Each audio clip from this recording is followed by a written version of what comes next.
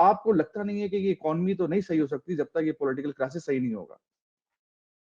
देखिए, मैं in principle आपकी बात से एग्री करता हूं, लेकिन सवाल ये है कि ये इकोनॉमी कैसे ठीक होगी और पॉलिटिकल क्राइसिस को हम डिफाइन कैसे करते हैं और उसका सिरा पकड़े कहां से, इख्तलाफ सारा इस पे है।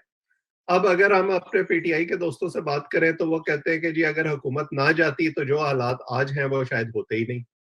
ये इस हुकूमत से बात करें तो वो कहते हैं कि जी अगर पिछली हमारी हुकूमत 2018 में ना गिराई जाती उस तरह से, 2000 2017 में जो कुछ किया 2022 गया में। तो अच्छा, शायद जी जी। जो 4 सालों में होता रहा उसके बाद हम यहाँ पहुंचते ही नहीं। सो ये जो पहले आप और पहले आप की जंग है ना, कि मैं सारा मासूम हूं और सारा कसूर जो है वो मेरे मुखालिफ का है, उसमें ये फैसले कभी नहीं हुआ करते कि ये काम शुरू कहां से हुआ और ज्यादा बड़ा कसूर किसका है। बुनियादी बात यह है कि चाहे पॉलिटिकल स्टेबिलिटी हो चाहे इकोनॉमिक स्टेबिलिटी हो, ये दोनों एक दूसरे से जुड़ी हुई है और ये दोनों तब तक नहीं हो सकती जब तक सारे स्टेक होल्डर जो है वो ये मिलकर ये फैसला नहीं करेंगे कि हमने इस किस्म के जो मामलात हैं जो मुल्क की सलामती से, मुल्क के मुस्तकबिल से जुड़े हुए हैं, चाहे वो फॉरेन पॉलिसी हो चाहे वो इकोनॉमिक कंसिडरेशंस हो, उनको अपने जाती पैटिकल पॉलिटिकल इंटरेस्ट से बाहर रखना है। जो हुकूमत आती है, अब आप फर्ज करें ना आज इलेक्शन हो जाते हैं, फर्ज करें इमरान खान साहब इक्तदार में आ जाते हैं, दूसरी जमातें जो हैं वो अपोजिशन में चली जाती हैं, उसके बाद आपके ख्याल में ये सारा कुछ ठीक हो जाएगा? फिर ये जमातें सड़कों पर होंगी और खान साहब जो है वो ये शिकायत कर रहे होंगे कि मुझे कोई काम नहीं करने देता।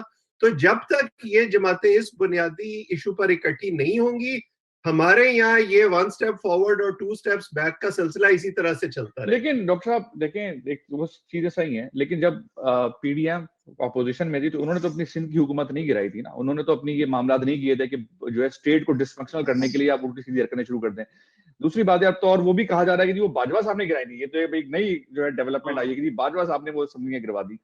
अच्छा, लेकिन सिलसिला ये, अदालतों से तो आप ये उम्मीद रखेंगे ना कि अदालतें किसी को सहूलतकारी फराहम ना करें। अदालतें तो आइन और कानून के मुताबिक फैसले दें। अदालतों के अंदर तो आपको कोई कंसेंसस नजर आए ना? यहाँ तो अदालतें भी डिवाइड हैं और यहाँ पर अदालतें, अब कोई कॉन्स्टिट्यूशन नहीं चल रहा है, अब तो पूरा गेम ऑफ थ्रोन चल रहा है। जिन्होंने अदालतों ने तय कर लिया है कि ये जो उनका धड़ा है, बंदियाल जो धड़ा है, ये धड़ा जो है ये इमरान खान का धड़ा है। बेसिकली वो तो खुल के आ रहे हैं।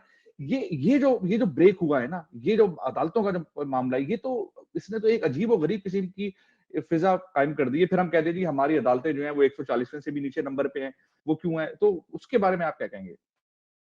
देखिए, ये बात ठीक है। पहली बात तो ये है कि मैं कोई वकील नहीं हूं। मैं तो आप जैसे जो समझदार लोग हैं उनको सुन के और जो वकला हैं उनको सुन के अपनी राय कायम करने की कोशिश करता हूँ। जैसे आपने एक धड़े की बात की और आपने कहा कि वो पीटीआई का धड़ा है, तो दूसरे धड़े के बारे में अब यह कहा जा रहा है कि वो मुस्लिम लीग नून का धड़ा है। तो तासुर कोई भी धड़ा कायम करे वो उतना ही बुरा है, चाहे वो मेरे हक में जा रहा हो या मेरे खिलाफ जा रहा हो। अब आप आ जाए फैसलों की तरफ। 9 अप्रैल का जो फैसला है वो पीटीआई के खिलाफ गया, तो पीटीआई के लिए वही जज बहुत बुरे थे जो आज बहुत अच्छे हैं।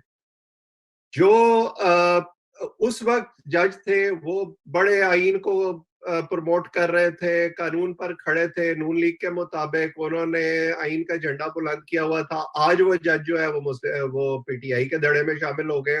तो मैं कैसे फिर एतबार करूं किसी एक राय पर या दूसरी राय पर? मुझे भी तो आप बताएं ना कि ये कोई switch on switch off button है कि जी वो एक दिन जो है उनको आइन का ख्याल आ जाता है, लेकिन दूसरे दिन जो है डॉक्टर वो साहब, फर्क ट्रक ये है। चलने शुरू हो जाते हैं, या जो है वो खुफिया कॉलों में नहीं, कुछ लेकिन डॉक्टर साहब पकड़ा वो जो जाता 9 है। अप्रैल का जो जो जी। सवाल बुनियादी है वो ये है कि जब आपके पास इस तरह का इख्तलाफ हो, जब आपके कॉन्स्टिट्यूशनल एक्सपर्ट, जब आपके वकला अपनी अपनी पसंद के मुताबिक उसकी तशरीह कर रहे हो, तो आपको उस किताब पर वापस जाना होता है कि आइन के अंदर क्या लिखा हुआ है। आइन के अंदर इस वक्त ये लिखा हुआ है कि आपको 90 दिन के अंदर इंतखाब कराने हैं जब आपकी असेंबलियां टूटी हुई हैं, भले आपको वो पसंद आए या ना आए।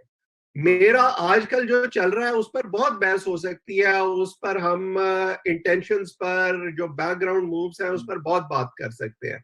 मेरा जो बुनियादी इख्तलाफ है इस वक्त जो हुकूमत कर रही है वो ये है कि ये रास्ता इससे पहले सिविलियन हुकूमतों ने कभी नहीं इख्तियार किया कि हम नहीं कराते इंतखाब, जाओ जो करना है वो कर लो।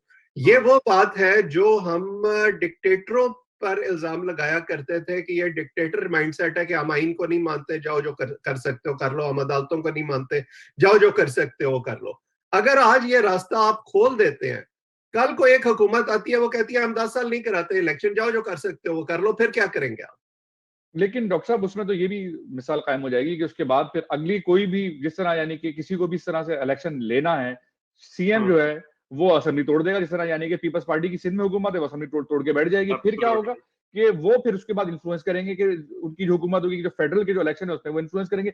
ये एक बैड प्रेसिडेंट भी तो सेट हो जाएगा ना कंट्री, जो आपका ऑलरेडी फ्रेजाइल कंट्री है फ्रॉम अ डेमोक्रेसी पर्सपेक्टिव, तो उसका फिर आप क्या करेंगे? दूसरी बात ये कि जो आइन देखिए ये भी तो कहता है कि ये आप जो सब है असेंबली की सवाबदीद जो है वो सीएम की है। यहाँ तो हमने देखा सीएम की सवाबदीद नहीं है, सीएम तो कह रहा है कि जी मुझे नहीं तोड़नी थी, वो तो खुद कह रहा है कि मैंने नहीं तोड़नी थी, उसके बाद जो है इमरान खान के कहने पे वो तोड़ देते हैं। ना सिर्फ ये, अब इमरान खान ये कह रहे हैं कि हमने बाजवा के कहने पे तोड़ी असेंबली, तो सर ये तो मामला वहां से उठाना चाहिए कि भाई आपने असेंबली किस चक्कर में तोड़ी थी, ये तो सीएम की सवाबदीद पे तो नहीं टूटी है ये असेंबलियां।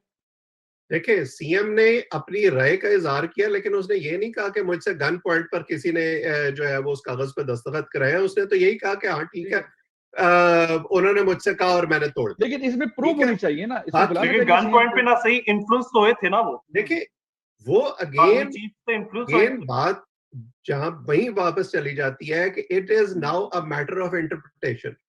अगर आइन के अंदर इसका कोई लिखूना है कि इस तरह से नहीं होना चाहिए और किससे मशवरा होना चाहिए और किससे नहीं होना चाहिए, वो एक और बात है जिस पर हम बहस कर सकते हैं।